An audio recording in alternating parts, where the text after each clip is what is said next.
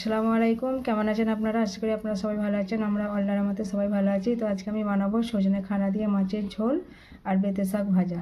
তো আমি এখানে কড়া চাপিয়ে দিচ্ছি, আমার কড়া গরম হয়ে গেছে। এবার আমি বেতে শাকটা আগে হালকা ভাপ দিয়ে নেব। দিয়ে দেবো পরিমাণ মতো লবণ, 10 মিনিট সিদ্ধ করে নেব। তো এখানে আমি মাছ নিয়ে নিয়েছি, ধুয়ে ভালো করে পরিষ্কার করে নিয়েছি। এবার এতে দিয়ে দেবো লবণ পরিমাণ মতো,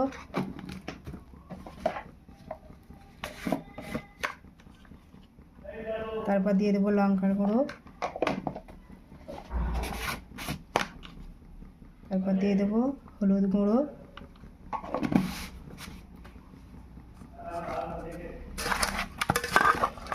দিয়ে এটাকে ভালো করে মেখে নেব। আমার 10 মিনিট হয়ে গেছে, এবার দেখে নেব। দেখুন শাকটা কত অনেক দেখাচ্ছিল, কমে গিয়ে কতটুকুন হয়ে গেছে দেখুন।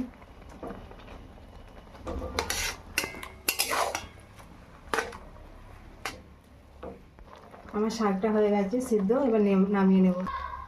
কড়া গরম হয়ে গেছে, এবার দিয়ে দেবো মাছ ভাজার জন্য সরিষার তেল। আমার কড়া গরম হয়ে গেছে, এবার দিয়ে দেবো মাছগুলো।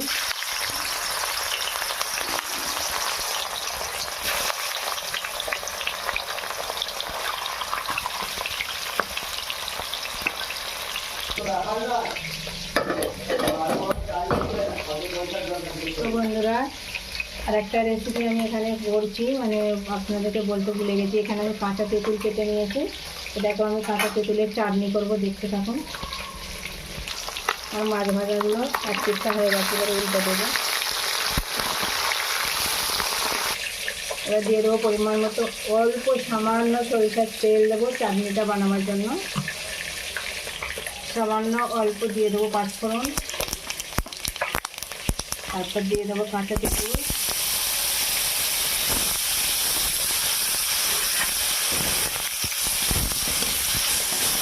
দিয়ে দেবো অল্প হলুদ গুঁড়ো,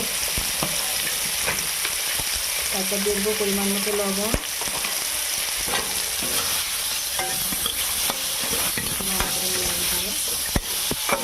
অল্প। এবার আমি এতে অল্প সর্ষে বাটা দিয়ে দেবো, দিয়ে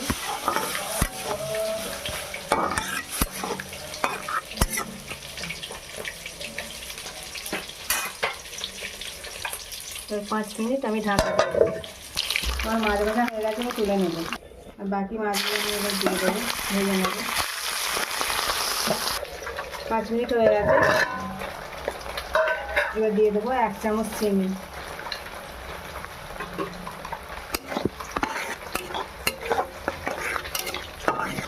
আমার হয়ে গেছে, এবার নামিয়ে নেব। এবার আমি বেতে শাক ভাজার জন্য কড়াই দিয়ে দেবো তেল, সরিষার তেল। এবার ওই তেলেই আমি দিয়ে দেবো গোটা জিরে,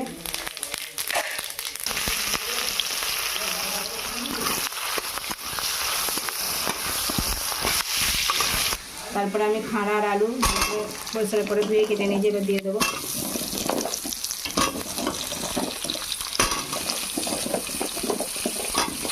পরিমাণ মতো দিয়ে দেবো লবণ,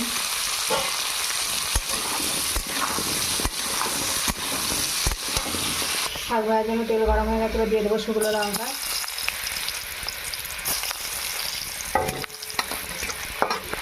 তারপর দিয়ে দেবো পেঁয়াজ, তারপর দিয়ে দেবো আদা বাটা, রসুন বাটা, জিরে বাটা। আবার ভালো করে কষিয়ে নেবো। তো এখানে আমার পেঁয়াজ লাল হয়ে গেছে, এবার দিয়ে দেবো রসুন কুচি, এবার দিয়ে দেবো সিদ্ধ করে রাখা বেতে শাক,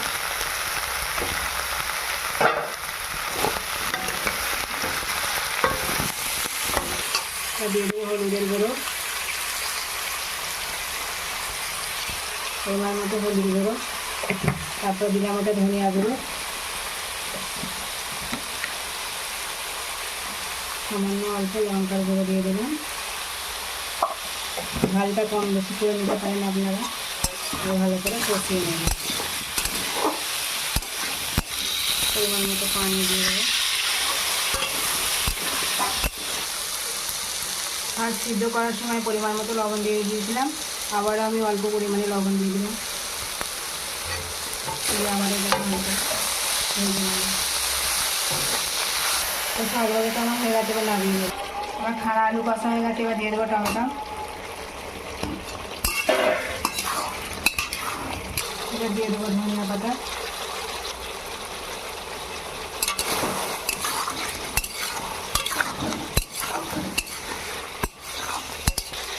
এবার আমি পানি দিয়ে দেবো।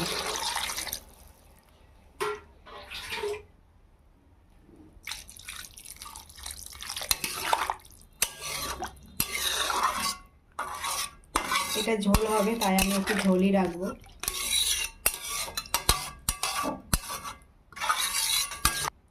এবার আমি মাছ ভাজাগুলো এর উপরে দিয়ে দেবো।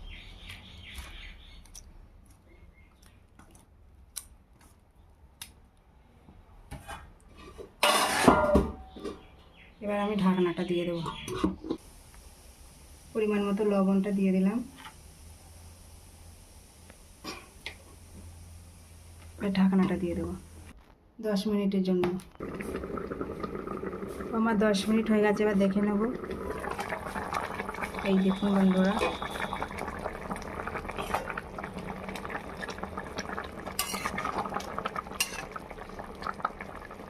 আমার আলু সিদ্ধ হয়ে গেছে, এবার নামিয়ে নেব।